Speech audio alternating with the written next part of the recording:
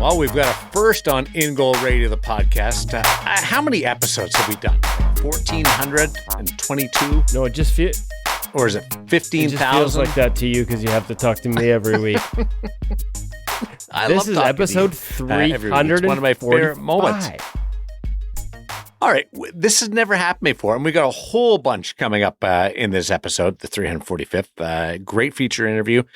We've got the gear segment, Vizual Edge Pro Reads, the parent segment. We love it all. But the New York Islanders announced that Semyon Varlamov is back with the team. He's not going to play this year, but he's back around the team after double knee replacement. I couldn't believe that when you sent it to me, to the point where I'm still actually having trouble wrapping my head around it. A, that we didn't know this was happening, or at least I didn't know, and I try to keep a pretty good tab on what's going on around the league.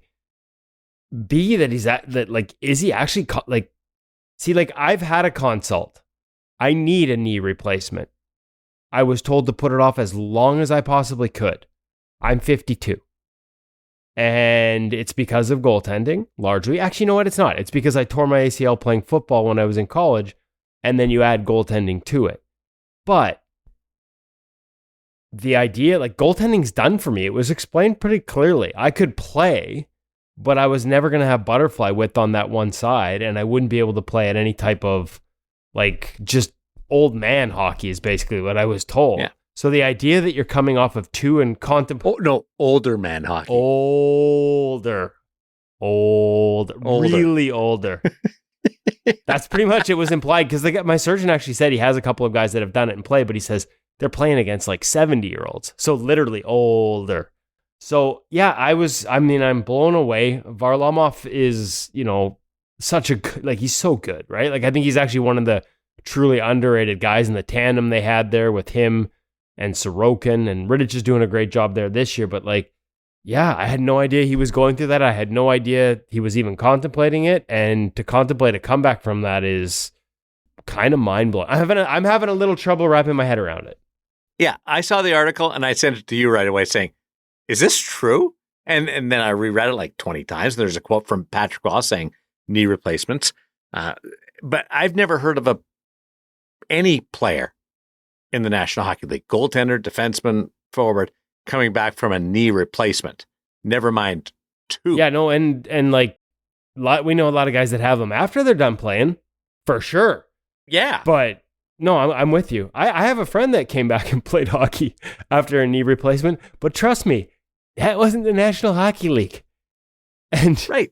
As an aside, hopefully Varley didn't do this to any of his teammates. Said friend on my old beer league team actually had them take pictures when it was all opened up and sent it to our team group chat. And insert vomit emoji here. Thank you very much. It's maybe one of the reasons I'm dreading when I eventually have to have it, because I've seen what it looks like. I've heard of a couple of guys doing that, getting their doctors to snap pictures while they're splayed open. But we'll keep an eye on it, and he may not ever play in the National Hockey League again.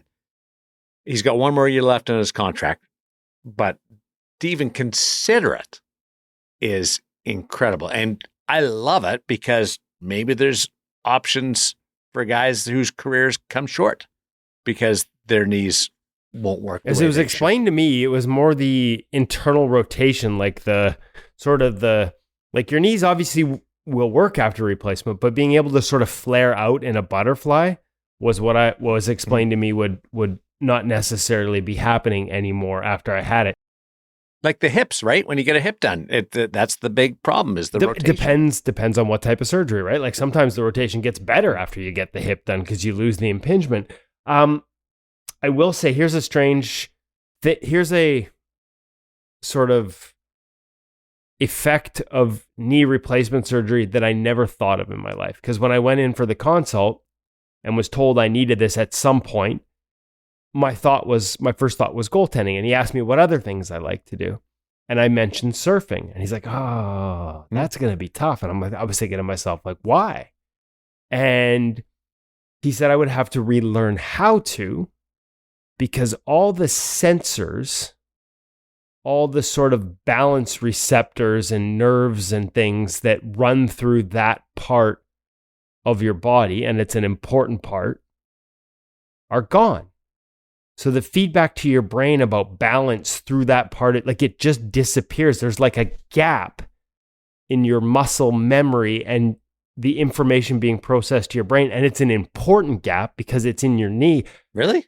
I know, and I hadn't either. And he was like, you're going to have to relearn it because your body's not going to be communicating to your brain the same way. And that's a significant, that's the major joint that you're going up and down on and balancing. And I would actually think the same would apply to skating. And so I'd never heard of that before. I had no idea, but that was sort of the one little extra thing that he threw at me that had me going,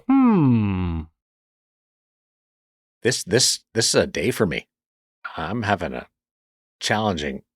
Well, you don't have. There's a couple of things I had no idea. You don't need a knee replacement, do you? Because it's only for those of us who actually are on a wait list for one that have to worry about it. Yeah. Thank God in Canada the wait list is long, so I got a ways to go.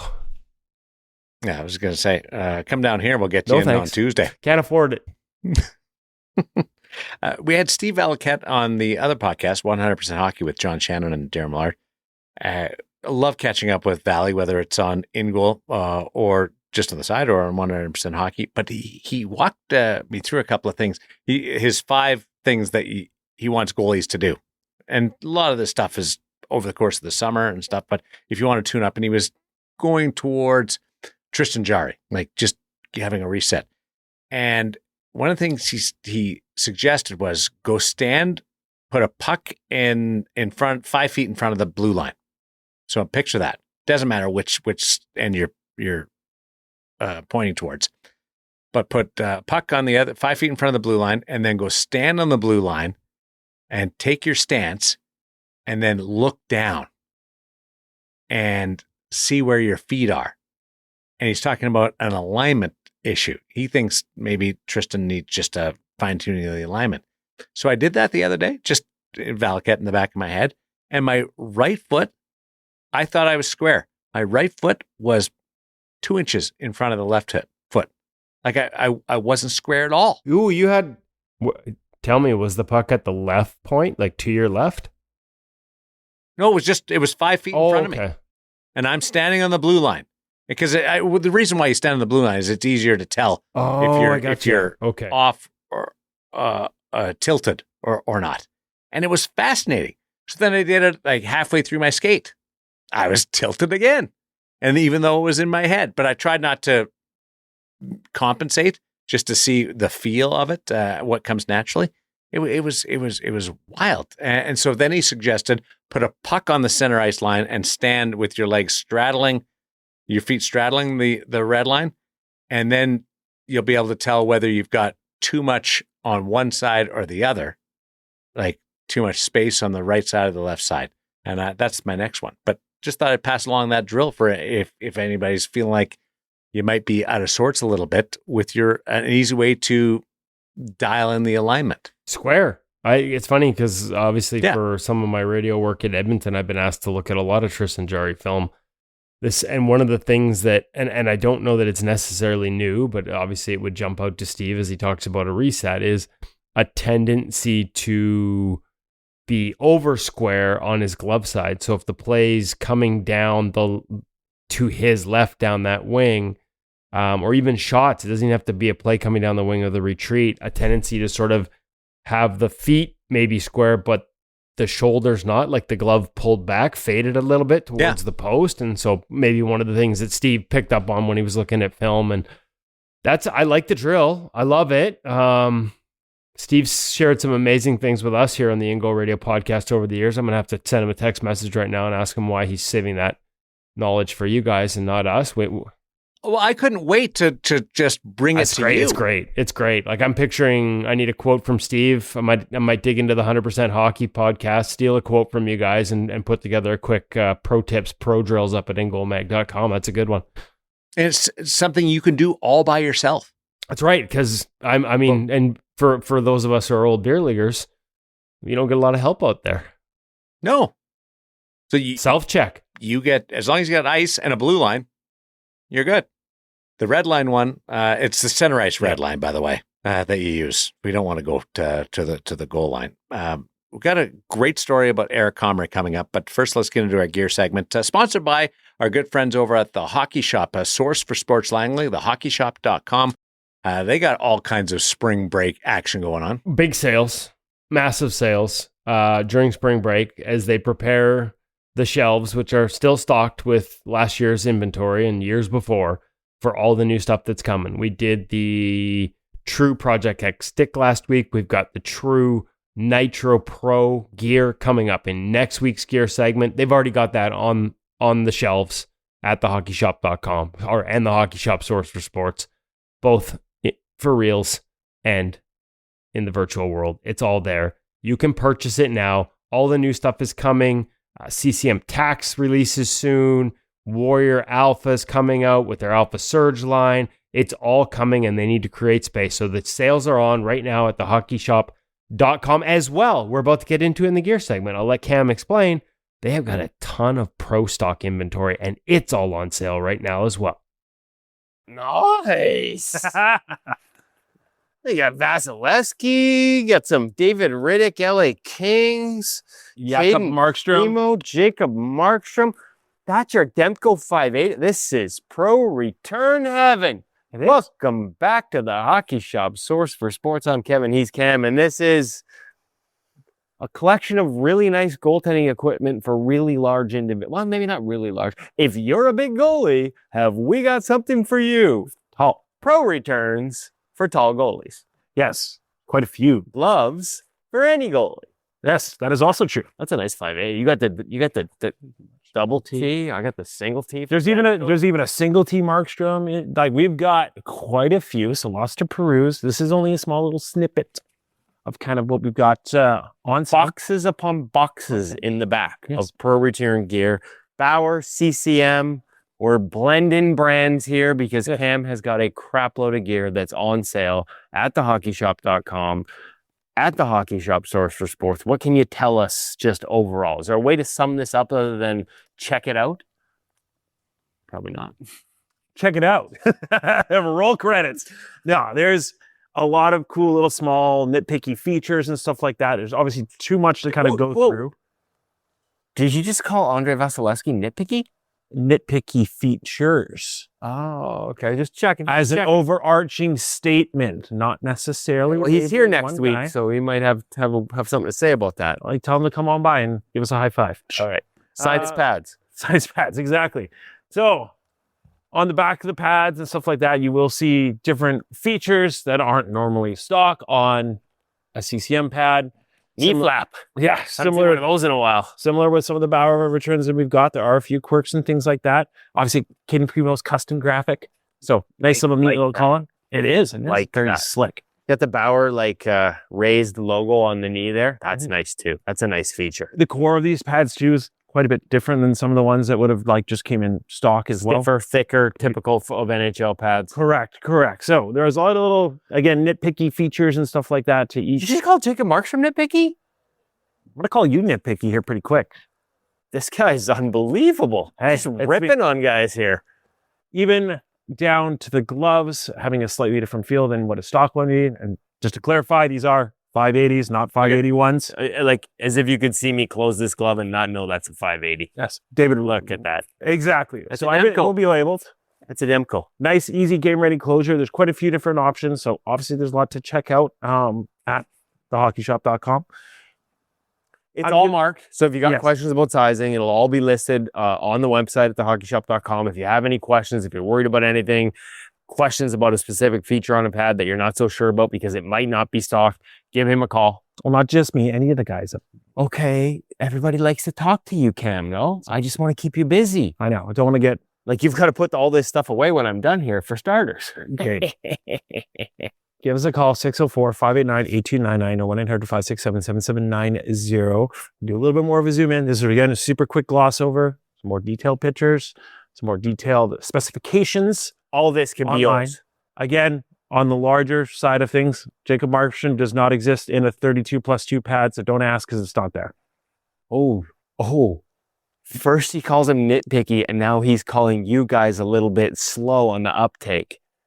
He doesn't want to deal with your phone calls asking if you've got the Markstrom pad in a 32-inch. little tough day for you, eh? Go put away my gear. I want to go back to your intro when you were setting up your visit with Cam. Did you drop out for reals? I did, because I was stumbling with my words, and I thought I'd go remedial on you because I was having trouble with good words. For reals. We have way too much fun, the two of us. This is why we need Papa here. Dad is not going to be happy with the grammar. I'm just sitting there going, can you guys just get on with it? Yeah. Stop acting You're like talking about a couple of 13-year-olds. exactly for reals. For reals. For reals, we are. If you want any, it's not just pads and gloves and skates and all the foundational pieces. There's great accessories. That's my go-to when I get the emails from the hockey shop. I'm always checking out whether it's padded base layers or the neck protectors, the danglers, what they've got going on. Socks. Love the cut-proof socks over at the hockey shop. Or cages. Like cages are an important part, right? Replacing them. And Eric Comrie has turned his game around with the Winnipeg Jets. I think he's won his last 5 starts. He has. And he's changed his cage. Can you walk us through what he's done here? Well, he turned the goalie gear world on its ear when he revealed, when questioned what had turned for him, because up until the 5 straight wins, he had lost 4 in a row. And he said it's the white cage. And he gave credit in the post-game interviews his last night to Wade Flaherty, because he went into Flats and said, I got to change something up here after he lost the 4 in a row. And Flats suggested the white cage. So he went from a stainless steel cage to a white cage, and he's won 5 straight games. And I'm pretty sure it's not just because of the white cage, because Eric's a guy who takes care of all the details and works his ass off and does all the work with Wade Flaherty to make sure he's ready to play. But that's his story, and he's sticking to it. Sent him a couple of notes after, and he's like, he give it the old haha in response. He knew it would get the goalie world going, but it was just one of those things where Flat said try it, he did, and it worked. And I think sometimes it's change for the sake of change, just for, sometimes you gotta switch things up, and it worked, and it's good. But it's gonna be all over. It's gonna be all over. How many people are now going to go switch to white cages? I can't wait to see. Are you a white cage? Stainless? What are you doing? I used to use stainless like for years, and I switched back to white cages in the last 2 years because of that issue. I just wanted to see better. I felt like there was something off. Now this makes me sound so. Hold on, you're come lately. Now, Com's. I asked him, and he didn't say anything about he's actually seeing the puck. But you think it's possible? I felt like it was. There's a difference there. Really? Between using a darker cage or not a white cage. And guys will use colored cages, a black cage or a blue cage or whatever. But a lot of times on the inside of the cage, it's white. It's painted white. Yeah. So I got thinking about this a couple of years ago. If they're doing that, why wouldn't I use a white cage on the inside? Now I just went all white, but that was my thinking, was being able to see better. So I am now. And I'm not good enough to tell whether it works or not. Are you kidding me? Does this coincide with you being in the show as the practice goalie? This was the difference. Eric's 5 in a row. Darren making it to Vegas practice goalie standards and into the show. National Hockey League debut directly as a result of switching to a white cage. Don't correct me. That's just the story that we're going with here, Darren. You're feeding me. I'm picturing this as another headline at In Goal Magazine, InGoalMag.com. I was already in Vegas when I made the switch. So, okay, sorry. Darren, I apologize. But Darren, I reached out to a couple of people about this. Okay. And a great answer that I got was sometimes it's not the answer you're expecting. Like a guy that was struggling changes the cage and now he's going great. Okay. Darren, do not ruin my apophenia. I won't. Do you know what that fully on board with you. Are you on board with apophenia? Yes. You know what apophenia is? No idea, but I'm on board with you. Okay. It is not a new goaltending technique. but it actually ties into what I was saying about the cage. Like, don't ruin the fact that I think that's what changed everything. Or Eric Comrie. Apophenia is the human tendency to perceive meaningful patterns, connections, or significance in random, unrelated, or meaningless data. And interestingly enough, we have a story up at ingoalmag.com on Jacob Fowler and apophenia, written by Colin Hode, who is one of our new writers. He's a goalie coach from the East Coast, your neck of the woods in the offseason, the East Coast. He's been doing a great job going through some of our interviews and turning them into great stories. And there's one up right now on Fowler. The timing is beautiful. Obviously, we had him on the podcast, but it ties in a lot of the things he talked about with, from his unique upbringing and how, like for me, it's interesting. It's not in the story, but when he talked about driving 4 hours to hockey, I thought of Carey Price. How we think, right? We think of these connections, these unique connections, not playing goalie only as a kid, still liking to play out as a forward. Oh, we think that helps you read the game better. And there's definitely some real value to a lot of those different things, but it's funny how we perceive some of these connections. And Colin did a fantastic job of sort of weaving this word, which a lot of people are going to see on ingoalmag.com and think it's the new reverse VH, but it's not. And it's a great feature story about a great young goaltender with a really unique background based off of our interview here on the Ingo Radio podcast a few months back. So I just wanted to make sure I plugged it because I thought Colin took it in a direction and hit it out of the park that I never would have thought of even trying myself. And it's one that everyone's going to enjoy reading. So make sure you check it out this week at ingoalmag.com. It just went up today. And Darren, from now on, due to my desire for apophenia, you made the NHL because of your white cage. Just so you know, Eric's 5-0. He's never gonna lose again. White cage. I'm closer to being at Applebee's than I am apophenia. Okay, Nothing wrong. Just know that. Nothing wrong with a good Applebee's on a Friday night. No, but it's like psychological with That's with what we're Comrie, talking, right? Well, that's psychological. Yeah, it probably. Yeah, maybe he feels he's. You know what I mean? Like maybe he feels he sees the game a little better. Maybe he feels he's seeing the ice a little better. I think there's something to that. Which goes to why guys have the outside painted, but the inside of the cage being white. Yeah, absolutely. Guys that do color to match like special designs, they typically have the inside painted white, which to your point, I honestly never really thought about it because I think I have a stainless steel in there right now or a titanium cage in there right now. And now I'm going to have to try it just for giggles to see if it makes a difference. And if I win a couple games in a row, we're going full apophenia on this thing. Or Applebee's. Oh no, we go to Applebee's regardless. Win or lose. I'm not one of those goalie parents. Well, I'm now the goalie parent and the child. I'm not one of these that we don't need to win to go get ice cream. We go to Applebee's regardless. Love that. Vizual Edge brings us pro reads. We got a good one this week. We got a first-time guest. A new Who's pro that? reads guest, Brandon Bussi of the Carolina Oh, Hurricanes. love him. Yeah, so do I. By the way, why is he not getting more talk about the Vezina? I'm hearing different names, and then it's and Brandon Bussi and the Carolina goaltender. I'm with you on that one. I think it's probably because of the environment. So the save percentage isn't as high as some of those other guys that are in that conversation. Because Carolina is a team that doesn't give up quantity, but they do give up quality. And raw save percentage, the raw numbers that people use don't tell that story. So people look at goal saved above expected. Well, he's not going to be high there because they don't give up. That's a cumulative stat and they don't give up volume. But adjusted save percentage, which is the difference between your environment in terms of expected save percentage, what the average goalie would stop if they were facing the quality of shots you saw, and what he's doing, he's absolutely in that conversation. And so I'm with you, Darren. I just think Carolina, honestly, would be a tough place to win a Vezina in, truthfully. I mean, it's just, they have three of the toughest, by save percentage, by expected save percentage, they have 3 of the 9 toughest or worst defensive environments for goalies. They're all in the 870s for the 3 guys that have played the most for them, Kochetkov, Freddie Anderson, and Brandon Bussi. So, great. I'll give you an anecdote because a lot of people hearing that like, what's he talking about?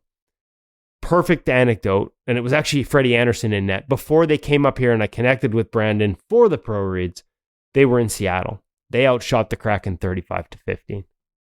And you'd see that and you'd be like, how did we lose this game? We outshot them 35-15 and lost 2-1. Joey Decord must have stood on his head. The Seattle Kraken had 35 chances and only 3 of them were high danger. The Carolina Hurricanes, Freddie Anderson, faced 15 chances and 5 were high danger. Which goalie do you want to be? Which goalie do you want to be in that equation, especially when it comes to results? Like the guy that's seeing 25 low danger out of 35 chances and a couple mids. Actually, it was more than that. I think it was like 28 low danger, 6 mids and 3 highs. Like it was or the goalie that's seeing only 15 shots, but oh, by the way, a third of them are high danger. That's amazing data. That's a tough way to live, man. Like it just requires a special attitude, mindset towards it. And I think Brandon's got that, right? So I think that's a big part of why he's having success. He also sees the game really well. Talking to him for the pro reads, and our first one is up, as I said, this week. Deals with an odd man rush against the Utah Mammoth, who have got a ton of skill and know how to open up goalies and make them move east-west. And so he has a great breakdown where he talks about the depth management. He talks about the path ultimately that he takes, the route he takes on the final push across. I love that he's honest about it when he discusses his depth. We always, at Pro Reads, we always sort of write it up and sort of present the scenario to you and ask young goalies to think through it themselves. Watch the NHL guy. Would you do anything differently? And a lot of the times I say, be honest here. Put your answers down. We like to encourage them to write it down. Be critical if you want to be critical, because Brandon is. When Brandon looked at the tape, he's like, I think I could be a little different with my depth here. And if I'm different here, then I get to this spot at this point and I can move over. And he just broke down the whole thing. That's what Pro Reads is all about. The other thing that jumped out in doing the video with him, how well he thinks the game. We've got 3 more coming from him, including this week's, or on top of this week's. Man, how well he skates for such a big guy. His shuffles are so silky smooth, which allows him to not have a lot of open and close. It allows him to be a little more aggressive in his routes, allows him to sort of stay square as he moves when he's facing a lot of rush chances. There's just a ton to like about it. And on top of it, whether it's his background or his story, just a really thoughtful young man. So we had a great time with him on this week's Pro Reads. Make sure you check it out at ingoalmag.com.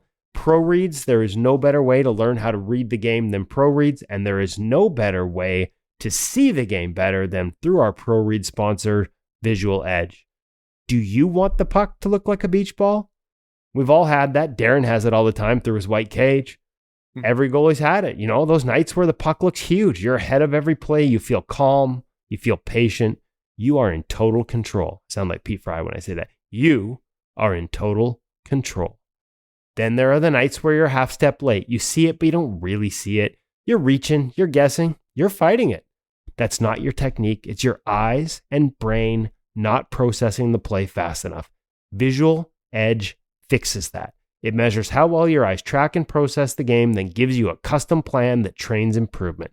3 15-minute sessions a week on your laptop or tablet, lying on your couch, sitting at your kitchen table, wherever you can find those 15 minutes. It's what NHL goalies use to make the game slow down when it matters most. And in-goal members get a discount. Non-members, you get a discount too, because we're gracious like that. Use the code word INGOAL, INGOAL, all caps, and you will save 10%. If you're a member of InGoal, just go to any Pro Reads, look for the discount code, and you will save 20%. Had a member reach out to us this week saying, hey, I can't see the code. He was looking in the wrong spot. We sent it to him. Double your discount on Vizual Edge through InGoal Magazine's Pro Reads. It's a great way to improve you know what? It's not just for hockey. My daughter, at the end of her first year of NCAA volleyball, Div 2, the coach said she just needs to be reading balls off the hitter's hands a little faster, anticipation-wise. So the good folks at Vizual Edge set her up with the glasses and a subscription, and it quickly identified that she had some depth perception issues. And so she's training them using the Vizual Edge program, and she's already finding herself reacting faster to balls off hands in practice in college. So it really does identify your deficiencies. Mine was convergence, how your eyes see a puck coming at you, which explained why I never used to see the puck all the way in. Quite literally, my eyes weren't doing it. They couldn't see it all the way in. And just working on Vizual Edge improves that. So it'll help you identify your weakness and help you fix it. What a great resource for goaltenders to lean on through In Goal Radio, the podcast, In Goal Mag, ingoalmag.com. Our friends over at Stop It Goaltending You, the app, sent an email out today. Sent it to me, but everybody got it. It wasn't just me, but I feel special. I didn't get it, Darren, so I'm not special. Well, it's titled The GOAT Drill All Goalies Need to Try. And I won't get into it right now. Check them out over at Stop It Goaltending You, the app. But it's that kind of help that you get over at Stop It Goaltending You, the app, which presents our parent segment. Well, that's why they only sent it out to the goats. So white cage only. That's my app. That's my app. Guys that just are old goats. Oh, goats. You know what else they do at Stop It Goaltending? They use Visual Edge. And they use SensoryNet. All our sponsors work together. It's amazing. That's what happens when you have 25 years of NHL goalie coaching experience. And if you want that same 25 years of NHL goalie coaching experience at your fingertips, you should get the Stop It You goaltending app. You can tap into the same parenting expertise that helped Joey Decord reach the NHL. You get it all with a subscription to Stop It Goaltending You, the app. All the knowledge from Brian Decord, who's been an NHL goalie coach, scout, and director, as well as all the insights and expertise from his staff at Stop It, which last year celebrated 25 years as one of the world's top goalie schools and includes a long list of veteran NCAA coaches on the staff. All delivered in easy-to-digest chunks, including 5 short daily primers, weekly style analysis and breakdown videos, and drills like the GOAT that Darren got in his email that you can take onto the ice with your team and coach. Plus, when you subscribe to Stop It Goaltending You, the app, you get a subscription to In Goal Premium included, including our pro reads. So check it out now at the App Store or Google Play and get the best of both worlds when it comes to goaltending improvement with a subscription to Stop It Goaltending You, the app. Part 2 of the parent segment offering from David Hutchison on In Goal Radio, the podcast. Sorry I can't be there with you for the rest of the show this week, guys, but quite ill, and apologies in advance if my speech is struggling. Got a nasty case of bronchitis and things aren't working so well in the lungs, but here we go. Last week, I talked about why the end of a season deserves more than a parking lot goodbye. How skipping the ending doesn't make the feelings disappear, it just sends them underground. And how some seasons carry things that actually need to be let go of before you can move forward. If you missed it, go back and give it a listen. It sets up everything we're doing today. Because today I want to get practical. Knowing something matters and knowing what to do about it are two different things. So here's what intentionally closing a season can look like. First, give it a rest. If you can, take a week or two completely off. No stick and puck, no skill sessions, no thinking about next team or tryouts. The body needs it, but the mind needs it even more. When athletes don't get a real break, they never fully process the season they just had. The growth that happened quietly over 6 months just gets buried under whatever comes next. That rest period isn't lost time, it's where the integration happens.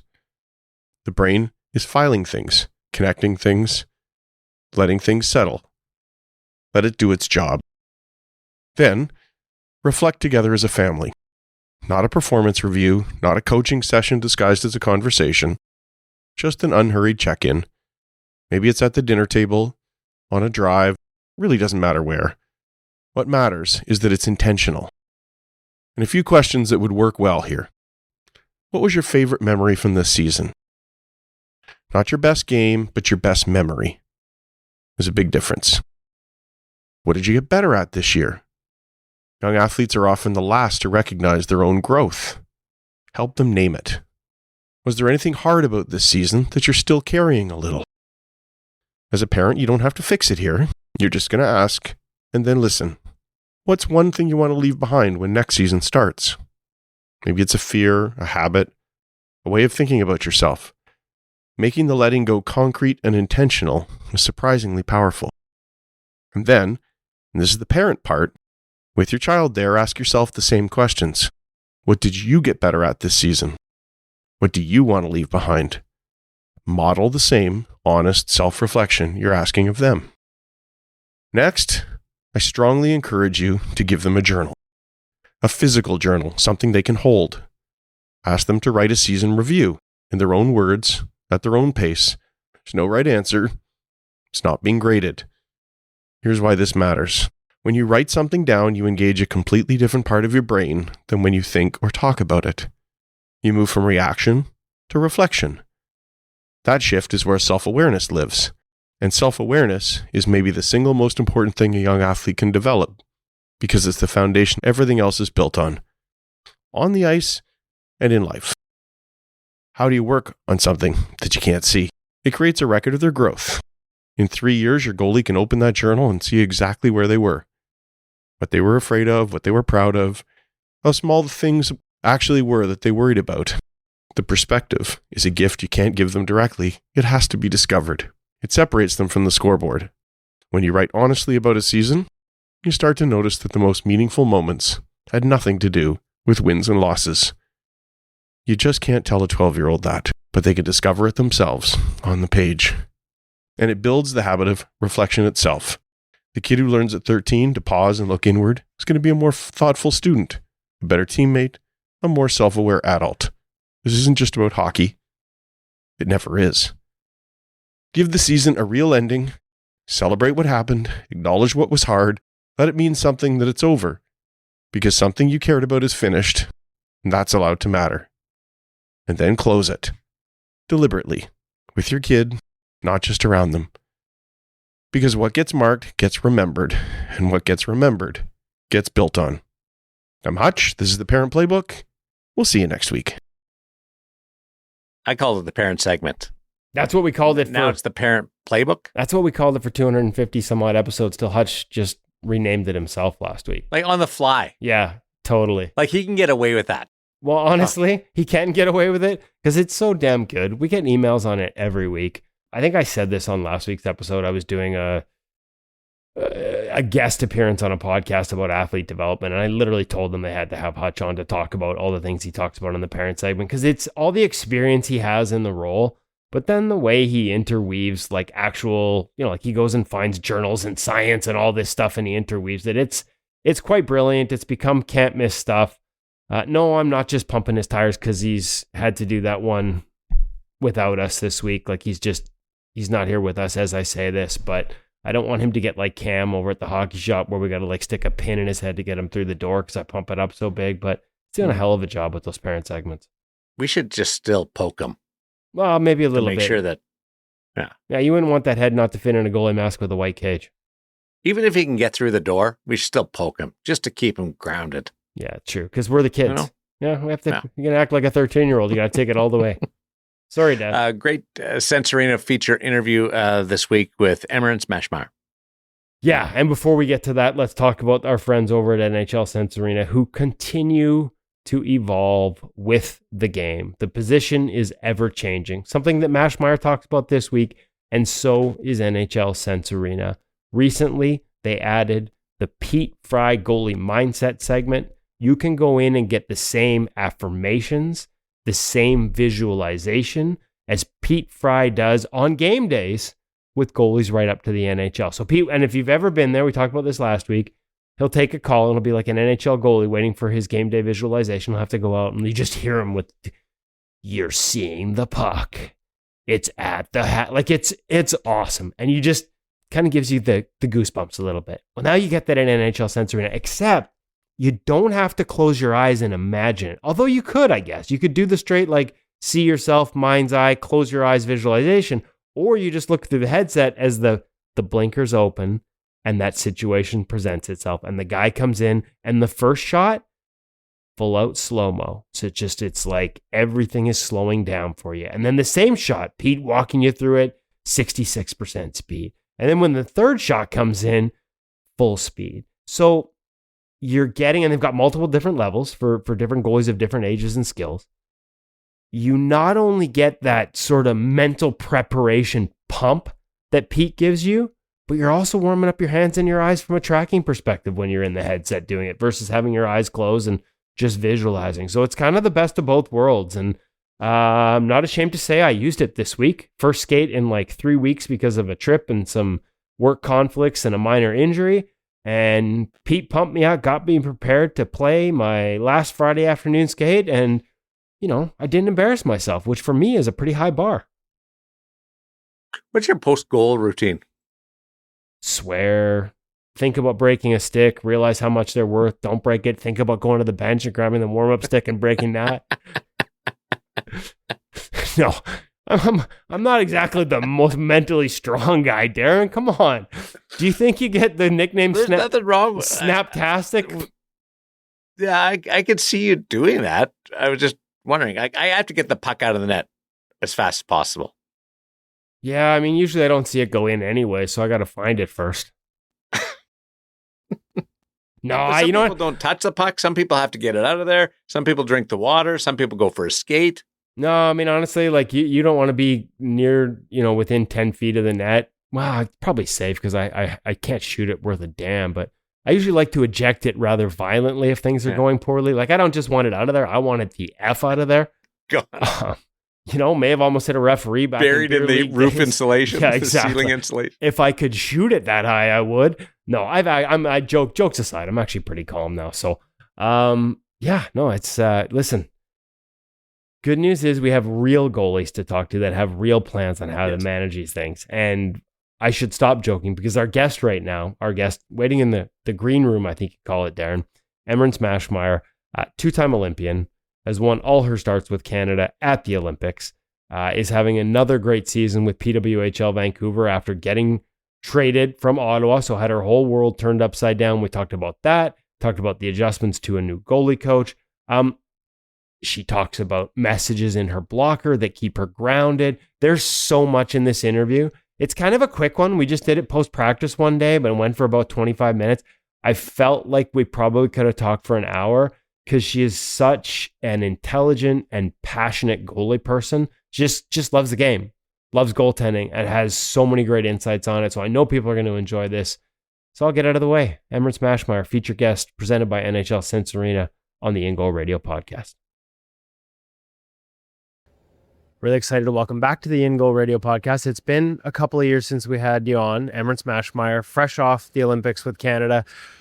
Just where are you at right now? I mean, do you know what day of the week it is? Like, what's the adjustment like coming home and right back into a PWHL schedule? Yeah, it's definitely been a whirlwind, coming off the gold medal game and then kind of wrapping up the Olympics and spending a couple days with teammates and family and flying back and settling right back into, life here in Vancouver and back into practice yesterday. So yeah, my feet are slowly getting under me, but it's been a whirlwind. It's been so special.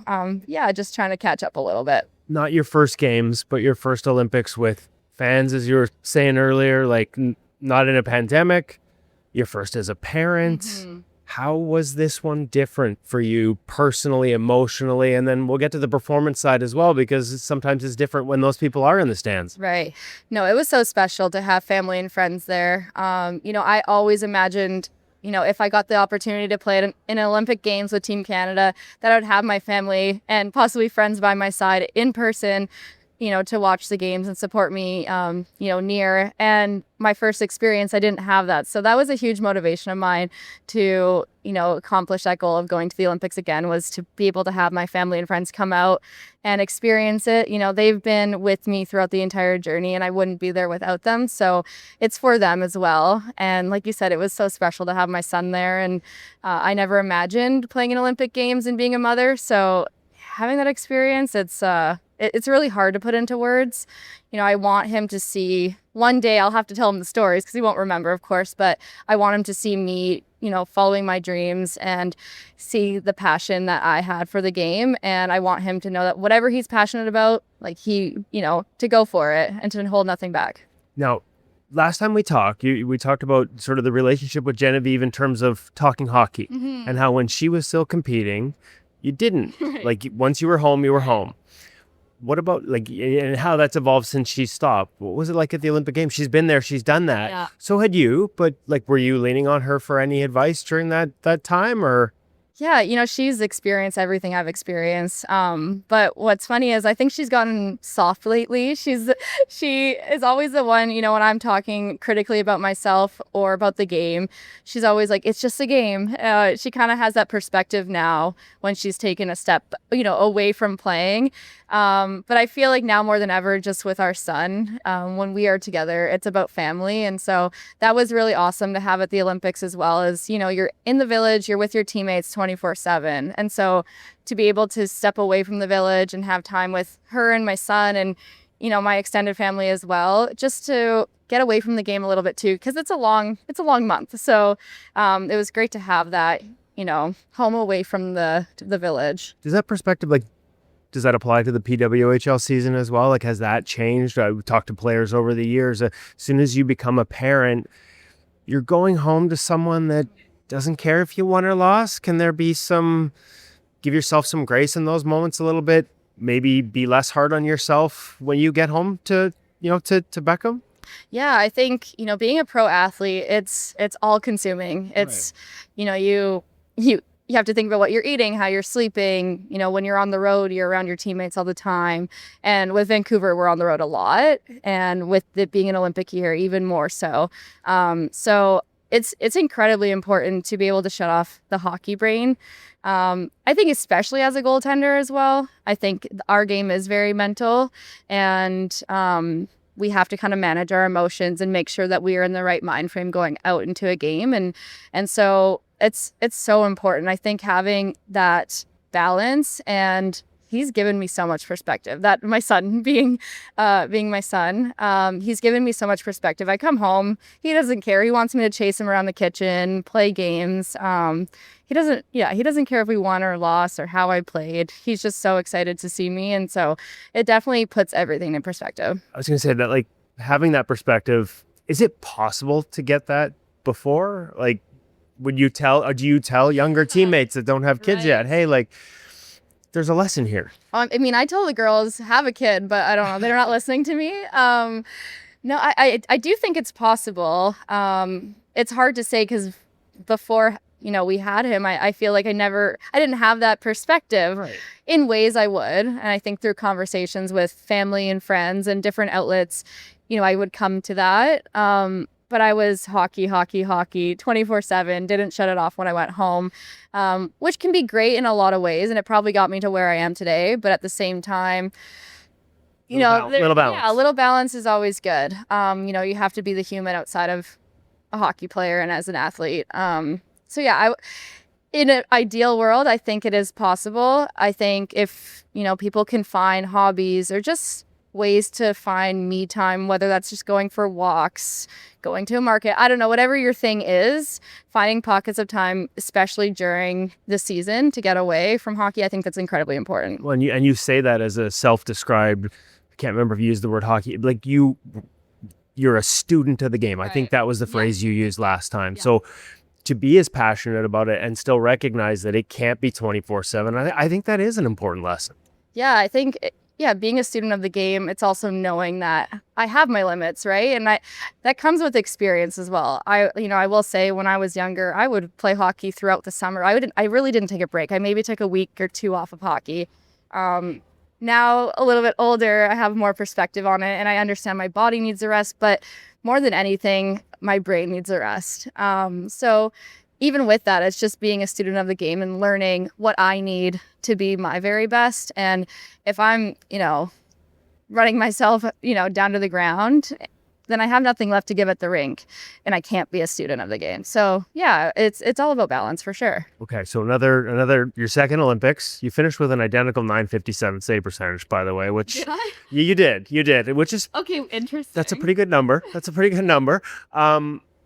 That stage, that spotlight, learning to perform in it. Again, you've been there before, maybe a little different with friends and family and everybody there.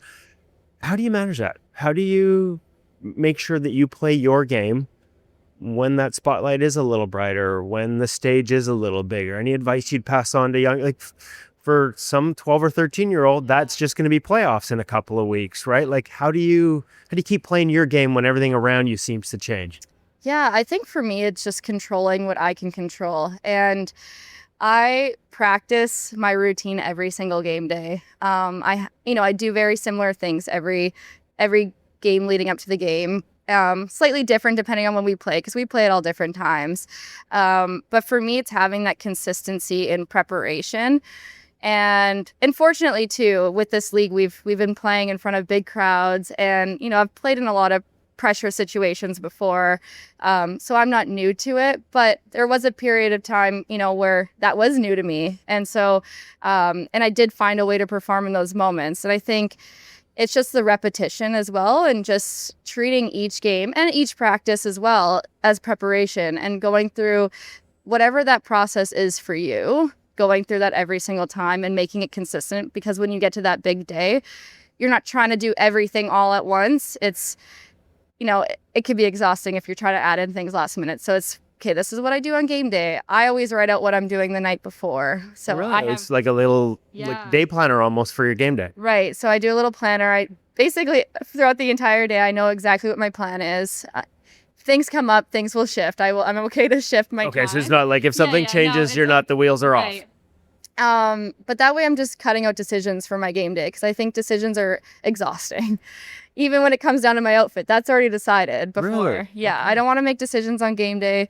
But the other thing too, I would say, is on the ice, when I'm feeling like things are chaotic or I'm out of control a little bit, I have a reminder on my blocker. So it's, can you share it? Yeah, sure. So I have battle, big, calm, and then I have never give up. So those are all things that they're kind of buzzwords for me, and it grounds me in moments of chaos. And so I come back to it, and it's like, I can control these things. These are the things that are in my hands, and the rest I can't control. So it's like an anchor. Right. Yeah. And there's lots to hockey games. There's lots of things going on that you can't control. So that's all you can do, right? You can control your attitude, your effort, and your response to things. So can I ask where that started? We've seen it. We've seen different people use different ways. Some will put it on a stick. I've seen breathe. Something as simple as breathe on sticks. Lots of different little reminders that sort of ground you. Yeah. I don't know when exactly I started. I've always kind of put messages in my blocker. Like, did they change over the years? They have changed it. This has been pretty consistent for a while. I would say, probably the last 8 years. Kind of leading up to the last Olympics, there was a lot of anxiety around not making the team, because I had gotten cut in 2018, and I felt a lot of emotions from the past kind of creeping up leading up to the decisions for the roster. And I started, a little bit questioning, is this going to happen again? What if this happens? And I feel like in that moment, it was like, okay, control what you can control. That could happen. But if I'm doing everything that I need to do, and I'm controlling my mindset and my behavior and my attitude, then if that happens, I know I've done everything I need to do. So yeah, at the end of the day, I was like, I don't want to feel out of control. I want to have certain things that I'll control. And if it doesn't work out, what can you do? I love it. That's fantastic advice. I'm going to ask you for more on another part of the game that comes with being part of Team Canada. And like you said, much like the pressure, I think you're gold medal shutout at the U18s in 2012. You've been dealing with this pressure for a long time. You've also been dealing with teams that sometimes you're not that busy. Advice for goalies that struggle with that, because we all know it's not easy when you're not seeing a lot of shots. How do you manage that? Yeah, it's definitely the more challenging games, the games where you don't see a lot of shots. We've all been in the games where you're seeing 40 shots and you feel like you're in your flow state. Nothing's going in. Okay, not all of us know what that's like, Emerance, just so you know, but I got you. Okay, well, maybe most. I think it is tough. For me too, it's staying sharp the entire game, because you never know when you're going to get that next shot. And I feel like in those games, the next shot's usually a scoring chance too. It's not usually a dump in. So for me, again, I have my reminders on my blocker. In our, with the national team and with our league, we have TV timeouts. So for me, that's kind of my reset moments. I go through a little routine. I do some breathing. I kind of pump myself up. I tell myself I'm the best goalie in the world. Just a lot of positive affirmations, because you've been standing around for many minutes. But just trying to find a way to get my body back into it, make sure my mind's engaged, because the next save is the most important. So yeah, just little tips and tricks, but it's from repetition. I've learned this is what works for me, and it might not work for everyone. So I would say for young goaltenders that are, trying to find those reset buttons or whatever that looks like for them, just try something. And if it works, keep trying it. And if at some point it doesn't work for you anymore, that's okay. Try something new. I've gotten to my routine and over many, many, many years. So it takes a while and it shifts. How I started at the start of the season might be different than my preparation and my routine by the end. Is it important to understand? Like we hear people talk about you got to focus the whole time. Mm-hmm. Can almost be impossible. Like, to understand, is it almost as much about recognizing when it drifts as opposed to trying to have it constantly or take little breaks where you let it drift on purpose so that you have it back? Mm-hmm. Yeah, I think if you're engaged, well, oftentimes I would say it's 2 hours, 2.5 hours from start to end of a game. It's exhausting, right? You leave and you're ready to go to bed. Well, usually you're wired at that point, but that's exhausting. So I think everyone's a little bit different. I know goalies that love to do a lot of visualization. They kind of have the towel over their head. They're very inward. I'm someone who I have moments where I'm very inward and in my own little environment, but I also enjoy like my pregame. I'm playing spike ball with my teammates. I'm chatting. I like to have a good time. I think that's what kind of makes me loose and not be so rigid on the ice. And then also between periods, like I like to just chat. And it's for me, it's a nice little reset. We're out on the ice a lot, alone a lot. Yes, we are. And you can get in your head and, there's a lot going on there. So I like to take those moments where I can be social and because I enjoy that too. Some of us just have the conversations internally and we don't want to share those. Yeah. Yeah. But that's an important lesson too. I think sometimes goalies believe like they have to be this intense, quiet, reserved on game days, don't talk to anyone. And if that's not your personality, now you're trying to be somebody you're not. Right. I think that works for some. Right. I've played with goalies who they don't want to talk on game day. And I'm like, okay, I understand that I'll abide by your rules. Some goalies love to juggle and I'm like, I'm not that goalie, and that's okay. I have my preparation that I do. I like spike ball because it's a reactionary, but I'm also just like laughing, having a good time. I want to enjoy my time at the rink and be with my teammates. At the end of the day, we do play team sport, even though sometimes it doesn't feel like that as a goalie. But yeah, I think just finding what works for you. Again, everyone's a little bit different. If the quiet, towel over your head is your thing, that's your thing. That's fine. And if you're the socialite, that's also great. I love that. Great advice. You mentioned breathing at the bench and getting yourself type. I think we often think of breathing as slowing things down, but we've done breathwork drills with teachers and coaches that same thing. You can actually increase your hype level or whatever term you would use through breathwork. Is that what you're doing at the bench? Like, are you trying to sort of get the heart rate up almost with breathwork there as opposed to calming it down? I think depends on the situation. So like in the games that you'd mentioned at the Olympics, I was trying to find ways to keep myself engaged and keep my body into it. Obviously, you want your heart rate up a little bit, so I'm moving around a little bit more. Oftentimes in the PWHL, I'm receiving a lot of shots, so it's trying to regulate my nervous system a little bit. So breathing, just taking a second to calm my nervous system, especially if you just come off of a PK or there's lots of scenarios. And there's our rinks are packed. So there's already so much energy and you want to ride that a little bit. But for me, I need to just regulate, find that perfect medium.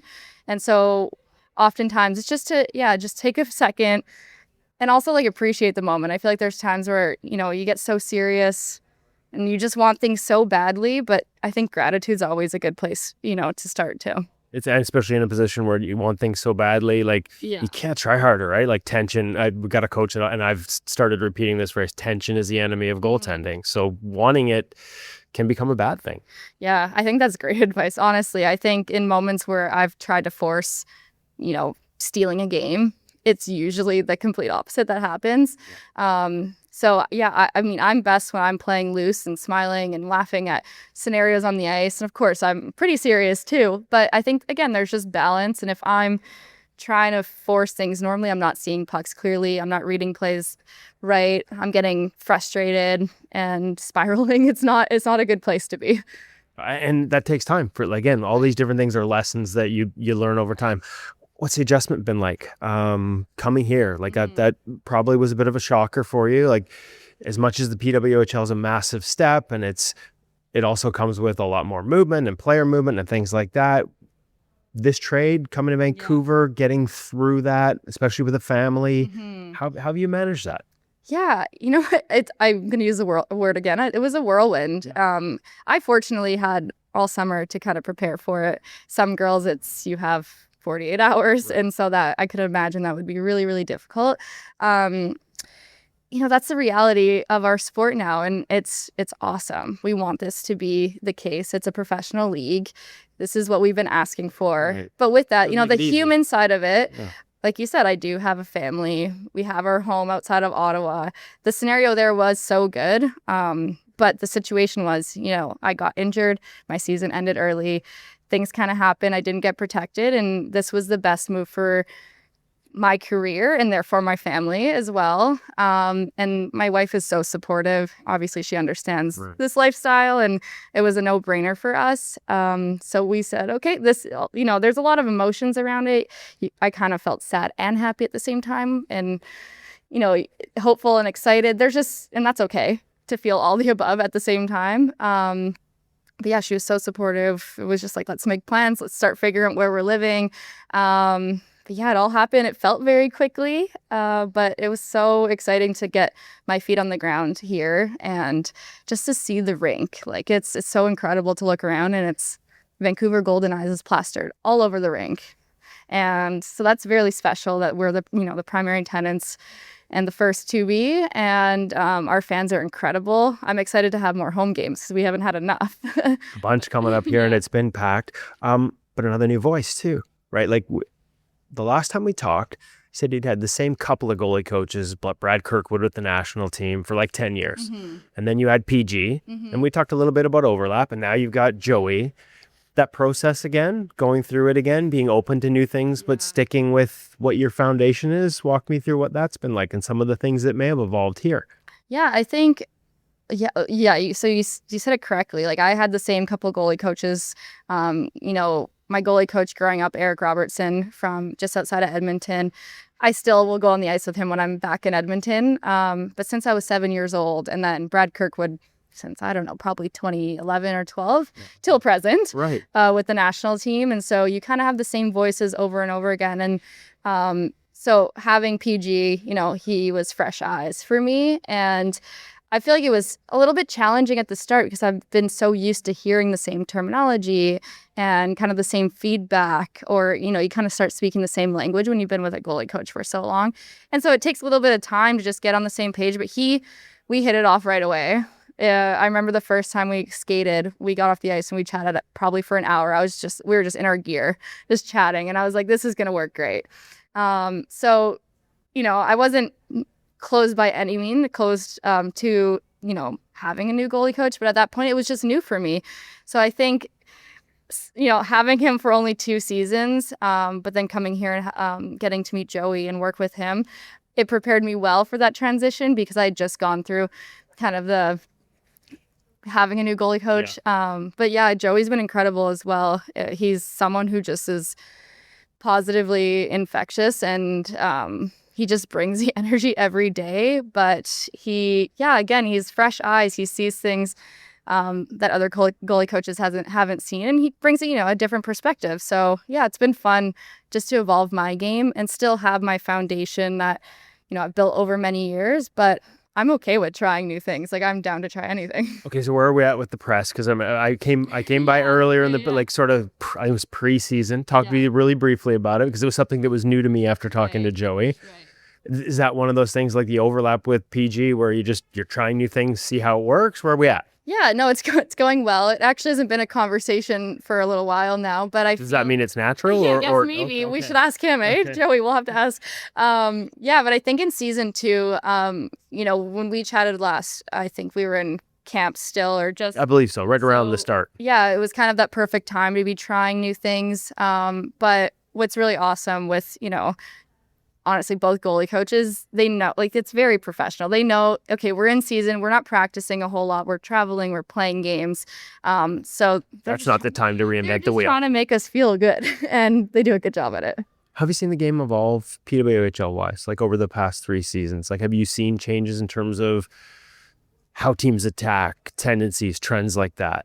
More traffic, less traffic? Like, how are you seeing that evolve? Have you seen much change that way? I feel like the game's constantly evolving and we have to react. I'm not sure how much it's changed here over the past 3.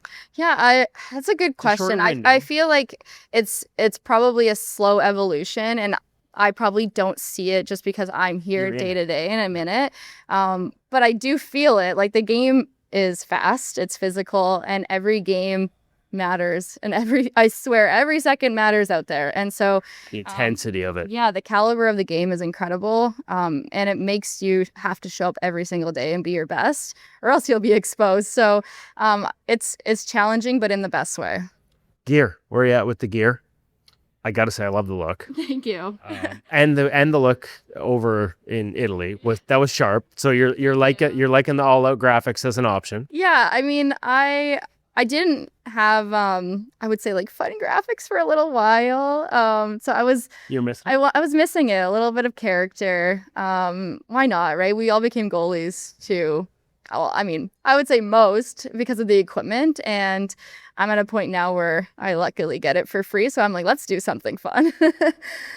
How has your, like, are you as a student of the position, how tight are you into the performance of your gear? Like, are you just give it to me what I used to have, or are you tinkering?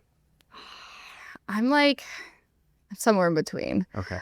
I want to try new things, but I also like what I like. Okay. So like, you're over at the Olympics and Anne Renee's got the new tax. yeah. And you're an E-Flex goalie. Like, are you looking? Are you comparing some of the options? Are you trying different gloves or blockers? You need your stuff. I feel like Anne would be calling me out for this if I were to lie. So I would say, no, I'm pretty stuck in my ways. Yeah. I feel like with certain gear, I would say, like, my glove and my chest protector, there's certain pieces that it often takes me a while to feel good in it. So to be trying out new specs or new glove angles, or it would take me a while to actually know my answer. I would probably have to use a glove for, a good month before I actually gave a good review. So I don't have a month to waste. Last one. In addition to new coaches here, new teammates, although you would have known Soupy from national team, Kimberly as well. And then you go to the national team, you got Anne Renee and Kaylee. Mm-hmm. When you're playing with new, like, how much are you talking about as a student of the game, talking about save selection, or how you do? Did you compare notes? Maybe not in a short tournament or in the regular season? Like, how much do you feed off each other? Yeah, I think it's a lot of fun to obviously have goalie partners that you can collaborate with. And all the goalies that you just mentioned, we all are similar in ways in our technical game, but we're all very different. Right. So it's a lot of fun to be able to just watch other goalies and see how they're playing certain scenarios, but also to have conversations. Like, Soupy and I spend a lot of time in goalie session, and Kim too. But it's we're different size goalies. We play differently, but it's great to, be able to collaborate and talk through different scenarios. And at the same time, we could chat about what works best for her, what works best for me.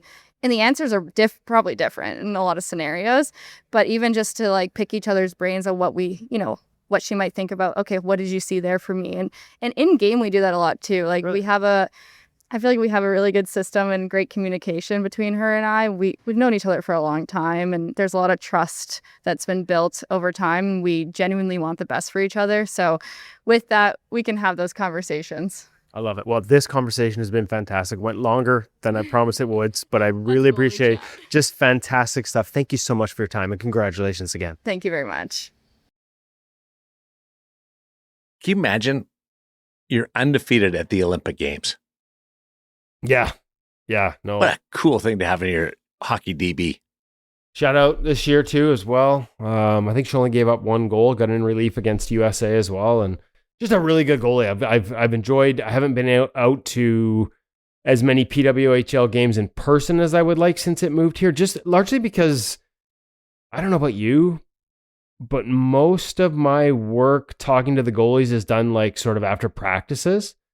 And if I'm not working a game, like if I don't have a job or a story to write at a game, I don't like to take a spot in the press box. It just doesn't feel right. And so I haven't gone to games in a press capacity. I've been meaning to go with the family to one, and I plan to before the end of the season. But as you know too, Darren, from the day job standpoint, it's been pretty busy with NHL and the condensed season this year. So we get another one in a couple of years, I see, with the World Cup. We didn't even talk about that.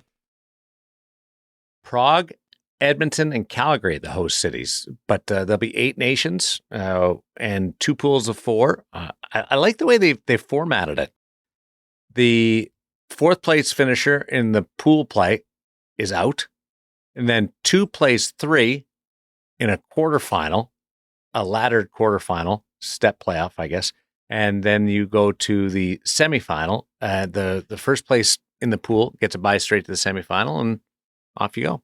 It's kind of neat. So pool play in for the European teams or the Prague pool, they'll just play their round robin there, and then they'll come over for the playoff round. Hopefully they get a little bit of a gap to get used to it. I like the format too, Darren. 17 days off in the middle of the season. You're not the only person I've talked to in our universe who said 17 days. That's great. Next year's going to be hard. Yeah. Next year's going to be hard with just a 5-day all-star break. Yeah, and they're, by the way, they're adding 2 games to the regular season schedule next year. And 2 years from now, we'll have a break and still have to all get in 84 games. So, but they're starting way earlier. That's true, which is great, because September's an actual nice month here in Vancouver. That's what I want to do. I want to go into a rink. I'm just kidding. I'm Someday really, you'll catch a break, man. I'm really grateful to be covering hockey. It's just been a little tough to watch locally for a while now. I like everything about it. I know that the big, it's like the teams itself. There are the group of players that get geared up to play best on best competition. And then there are those that plan their vacation in Hawaii.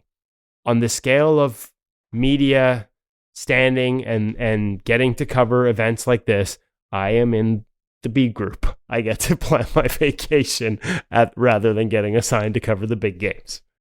I was thinking about you the other day. Vegas played Pittsburgh on our broadcast. The Golden Knights were up enough that it forced the Penguins into, do we go for it or not? And Vegas took a penalty with about 7.5 minutes to go in the third period in a 5-2 game. And Pittsburgh went with the extra attacker for the power play. The penalty ran its course, and then it was Pittsburgh just kept the extra attacker on. Played like the final 7 minutes without a goaltender. And Aiden Hill got one good crack at it, going for the net, and Chris Letang knocked it down at the red line. But there was some players, there was a delayed offside, Woody, in the Vegas zone. Oh, they had to go tag up? Pittsburgh had to go tag up. And a couple of guys in the Vegas bench were like, give it to him. Meaning Aiden. Pass it back to him. Yeah. The only hard didn't happen. But there's that much thought into it these days. Well, and that's the other thing too, is like if they're regrouping, it means you really got to chuck it. You got to land it down at the far hash mark to get it over everybody's head. But Aiden can put it in the air to the net. That doesn't surprise me. He can chuck it. So, what did we have? We had one the other week. I was watching a game. It was Vancouver in Seattle. So the job sort of says I loosely got to keep an eye on that one, even though I wasn't covering it. Oh no, maybe I was covering it remotely. Oops. I said to my wife, the Canucks were down, as they tend to be a lot these days, and they pulled their goalie with over 5 minutes left. And my wife was watching with me, and I said, "Ooh, I better dig out the stats here. Joey's going to get one." And his dad was actually there. He had been up here scouting and sent a note, picture of him and Cam at the hockey shop, to which I said, "Thanks for letting me know you're coming. Would have met you there." And he was at the game that night. So he almost scored. He missed it by about 6 inches wide left on the one good look he had. Yeah. And I'm like, my first thought was, this is amazing. He's going to score a goal. My second thought was, it's so cool that his dad's going to be there to see it. And it just missed. So I know Joey's getting one at some point. He's one of the best puck handlers in the game. So Joey might be able to score in a goalie. Well, if I'm the goalie, absolutely. Especially before I get my white cage on, Darren. I'm still using the chrome. So what are you going to do? Are you going to switch it? Oh, I'm definitely trying. Now, there's a little challenge of me wearing a cat eye and being in Canada, and finding those is not easy. So now I got to find a white cat eye to fit my CCM mask, but I'm on it. I'm going to try that 100%. Everything that helps. And it's all white CCM. I haven't got it painted or anything. So you won't even be able to see anything above the shoulders. Between my pale complexion, my white beard, and the white mask with the white cage, it'll just be like I'm not there. Yeti. Well, some people might tell you from the shoulders up, there's not much there anyways. Oh, Hutch. I feel for you, man, when you're not here. And you got to listen to all this and edit it back together. We were actually pretty good today. I thought, yeah. I mean, I kept it completely self-deprecating. I didn't say anything you mean about Hutch, who is our anchor and our glue, by the way. Mm-hmm. But we didn't have to do 15 pickups or anything like that. No, we were solid. No, and you know what? Time frame wise, we've actually kept this to a reasonable number because you had to get going. So I should stop talking, which is something we hear a lot on this podcast. Alignment. Try out my alignment or Valaquette's alignment suggestion. I'm curious to see if you see anything if you're out. But again, my right foot was way above my left foot. That, you know what? Instead of in the mouth, which it usually is. I am going to try that 100%. First thing I thought of was Sensorina, because they have that in the goalie advancement program, sort of to get you set and square, like squareness and angles, the angle mastery program. So I love that part of it. I'm trying both of those this week to make sure that first we're going to get my head on straight, white cage, and then we're going to make sure the feet and the shoulders match, my friend. Might take a while to get that head thing straightened out. Yeah, it's fair. That's fair. Hey, the season ends here pretty soon, and I might need it, as you can tell by this punch-drunk evening of podcasting. Thanks for listening to In Goal Radio, the podcast presented by The Hockey Shop, source for sports Langley, thehockeyshop.com. Happy goaltending, everybody.